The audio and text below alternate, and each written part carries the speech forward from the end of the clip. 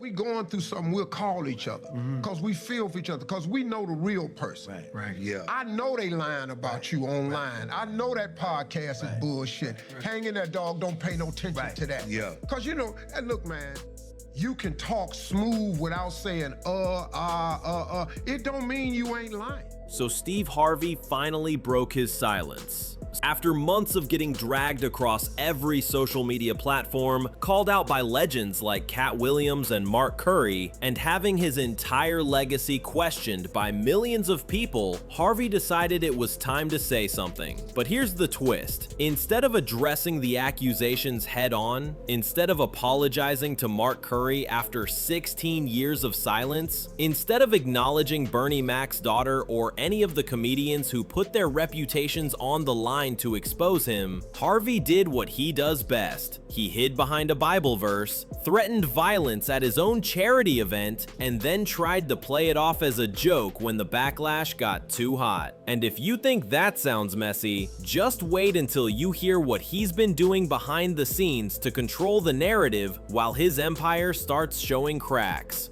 Let's rewind to January 7th, 2024, just days after Cat Williams sat down with Shannon Sharpe on Club Shay Shay and dropped a nuclear bomb on Steve Harvey's reputation. Then you asked it, why you not a movie star? I didn't want to be a movie star. This the same Negro that hated on Bernie with this same thing. Harvey posted a cryptic message that had everyone talking. He was standing on the Family Feud stage, looking directly into the camera with that signature smile, and he told the audience something that sounded like a sermon, but felt like a threat. "You don't have to address your haters," he said, his voice dripping with that motivational speaker energy he's perfected over decades. He even threw in a Bible verse for good measure, Psalm 23:5, about God preparing a table for you in the presence of your enemies. To casual viewers scrolling past, it probably looked inspiring, but to anyone following the scandal, it was crystal clear who he was talking about. He wasn't addressing the accusations, he was dismissing them, and that's when the internet lost it. I didn't believe Cat Williams when he talked. What's the real story between you guys? See, the first time it happened was 2009. Oh, so this wasn't the first time he did this? Oh, no, man. We performed in Detroit for New Year's Eve. Biggest paycheck either one of us had ever had. And it was the two of us. Cat got into a situation. Social media lit up instantly. People started stitching his clip with footage from Cat's interview, side-by-side comparisons of Mark Curry's jokes next to Harvey's versions, and screenshots of Angela Means confirming on her own platform that Steve Harvey will steal a joke, and it was blatant. The irony wasn't lost on anyone. Here was a man being accused of theft, betrayal, and sabotage by multiple credible sources, and his response was to tell people to ignore negativity and trust in God. No apology, no acknowledgement, just deflection wrapped in scripture. And for a lot of people, that smug little smile on his face while he quoted the Bible made it worse, because it confirmed what Cat and Curry had been saying all along. Def Comedy Jam 25. It's good to see so many funny people together in one room, all wondering the same thing. Is Cat Williams gonna show up? Shit, I'm nervous as hell right now. Steve Harvey doesn't think he did anything wrong, but here's where it gets interesting. After that initial post, Harvey went completely silent, radio silence for months. And during those months, the storm kept growing. Cat Williams' Club Shay Shay didn't just go viral, it became a cultural moment. 70 million views and counting. People who had never even heard of the original Kings of Comedy were suddenly deep diving into comedy history, watching old clips, connecting dots. Mark Curry's 1999 Halloween bit resurfaced and sat right next to Harvey's 2015 Little Big Shots performance, and the similarities were impossible to ignore. I don't think people hated Bernie. I don't think nobody hated If you hated Bernie, you just hated black people. Steve Harvey, maybe? Just... Steve hated Bernie Mac, yes. And then But I feel like if you hated Bernie Mac, you just hated black people. Like, you didn't like black people in general. Footage from Def Comedy Jam 25 in 2017 started making the rounds, showing Curry confronting Harvey face to face about the stolen material, and Harvey's awkward reaction told you everything you needed to know. He didn't deny it. He didn't apologize. He just stood there, uncomfortable, waiting for the moment to pass. Meanwhile, Curry was thriving. He teamed up with Cat Williams for the Dark Matter tour, and tickets that started at $50 were suddenly going for over $200 once word got out that these weren't just stand-up shows. They were truth-telling sessions. Comedians airing out decades of grievances in front of sold-out crowds who came specifically to hear the receipts. And every night, Curry's line about Harvey wanting to be him, wanting his style, got bigger applause. Why did it end? After the movie, man, that was probably... Blessing and a curse? Yeah, the four of us. It was the largest comedy movie ever in history. We split up. People weren't just entertained, they were vindicated. They'd been watching Steve Harvey preach about hard work and faith for years, and now they were finding out that maybe, just maybe, foundation of that empire wasn't as solid as he claimed. But this is where Steve Harvey's carefully controlled image started to crack. Because staying silent only works if people move on, and people weren't moving on.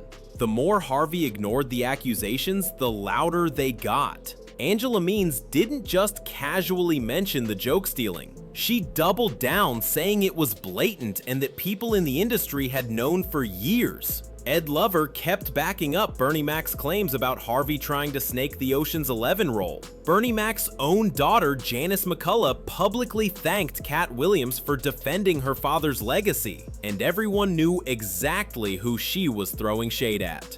Right. I be sitting up here looking at these podcasts of these other comedians that's going on talking about other comedians. Hold up, dog. Where did that shit come from? When did we become that? When did we get into tear each other down business? The narrative was shifting from, did Steve Harvey really do this? To, how did he get away with it for so long? And then, in June 2024, Steve Harvey finally snapped. Not in a press release, not in a carefully worded Instagram statement. He lost it at his own charity golf event. Let that sink in for a second. A charity event. An event meant to mentor young people and give back to the community. And in the middle of it, someone apparently brought up Cat Williams, and Harvey completely unraveled. Cat Williams ain't shit, he said, his voice sharp and bitter, caught on camera by someone in the crowd. The clip spread like wildfire, but he didn't stop there. He kept going, saying things like, "I'll destroy your ass," his anger spilling out in front of donors, sponsors, and kids who are supposed to be inspired by him. The juxtaposition was brutal. Here was a man who'd spent months telling people to rise above negativity, to ignore haters, to trust God's plan, and the second someone poked at his ego, he threatened violence. The backlash was immediate. People started asking how someone who loses their cool that easily at a charity event gets to lecture the world about self-control and faith. The comment sections were ruthless. One person wrote, "Steve tells us to turn the other cheek but threatens to knock people out at his own fundraiser?" Another said, "If Cat really ain't shit, why are you this pressed 6 months later?" The hypocrisy was too obvious to ignore. And just when you thought Harvey might take a step back, regroup, and actually address things properly, he doubled down again. 2 months later, at InvestFest in August 2024, Harvey went off script during what was supposed to be a motivational talk. He brought up Cat Williams again, unprompted, and started ranting about how he could still knock your monkey ass out and shoot your perm straight out. I didn't want to be a movie star. No, you couldn't be a movie star. There are 30,000 new scripts in Hollywood every year. Not one of them asks for a country bumpkin black dude that can't talk good over KB and look like Mr. Potato Head. There ain't none.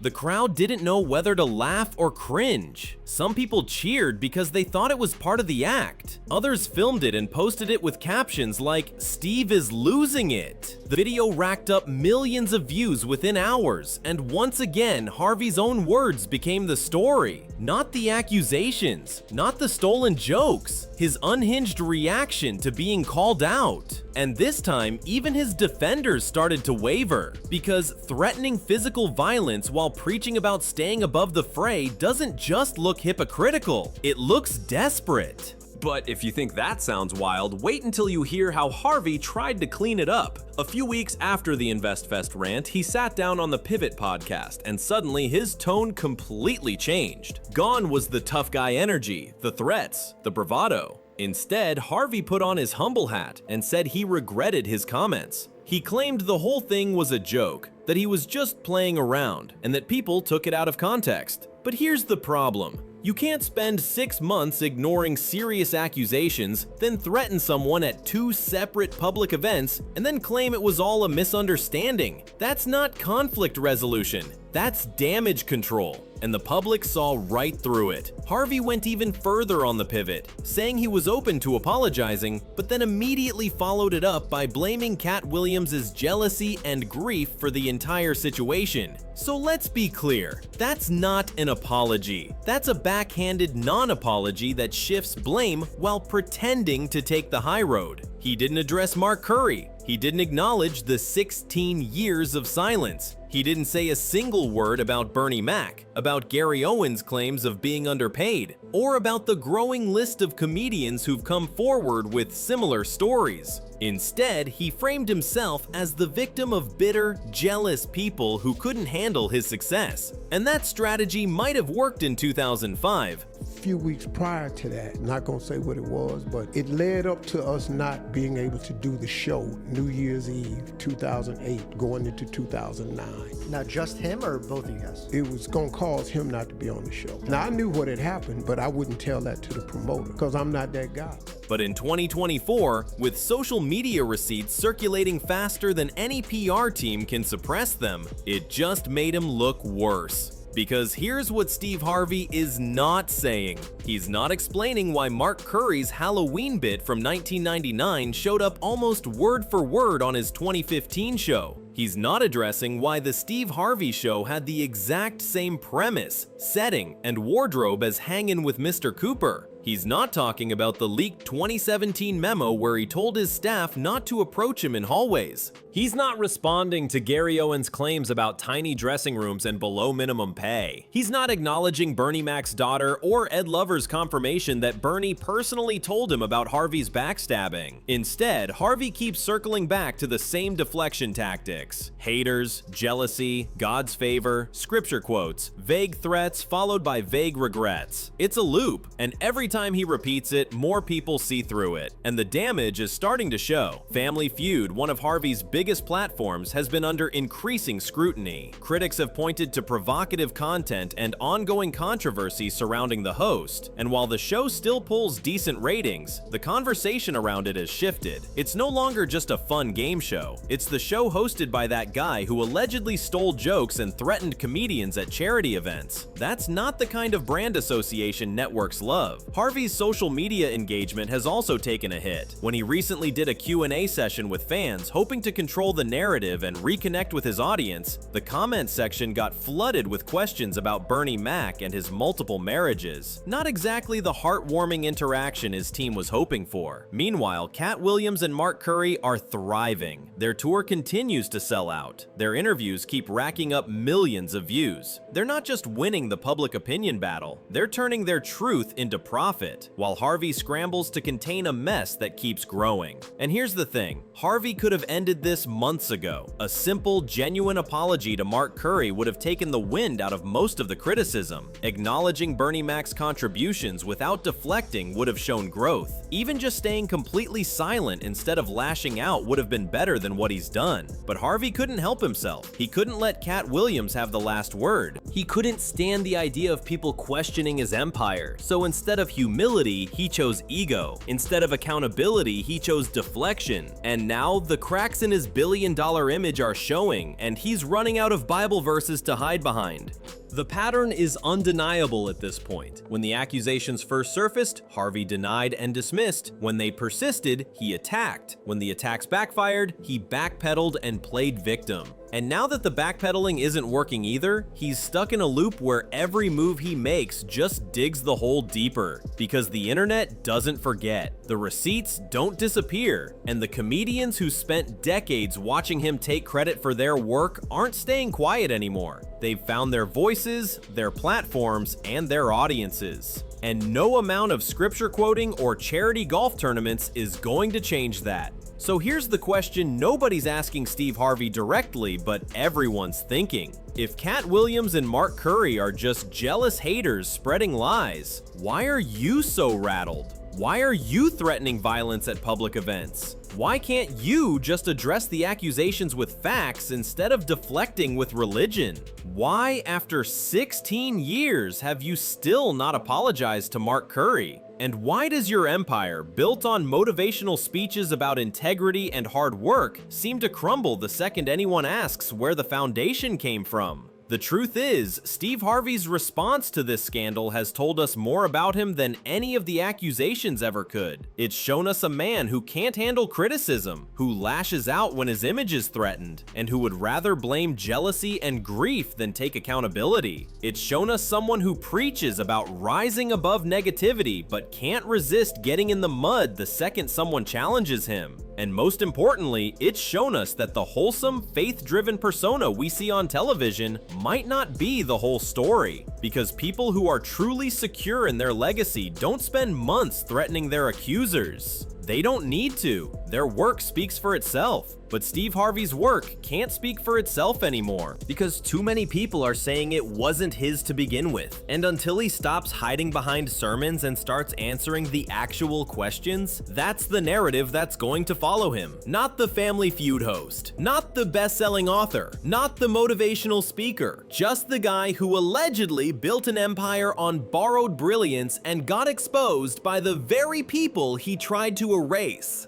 So, what do you think? Is Steve Harvey's response making things better or worse? Would a real apology even matter at this point, or is the damage already done? And if you ran into Steve Harvey at a charity event and someone brought up Cat Williams, what would you want to ask him? Drop your thoughts in the comments, because this conversation is far from over. If this video gave you the tea you needed, smash that like button, hit subscribe, and turn on notifications so you don't miss the next chapter. Because something tells me Steve Harvey's not done talking, and neither are the comedians holding the receipts.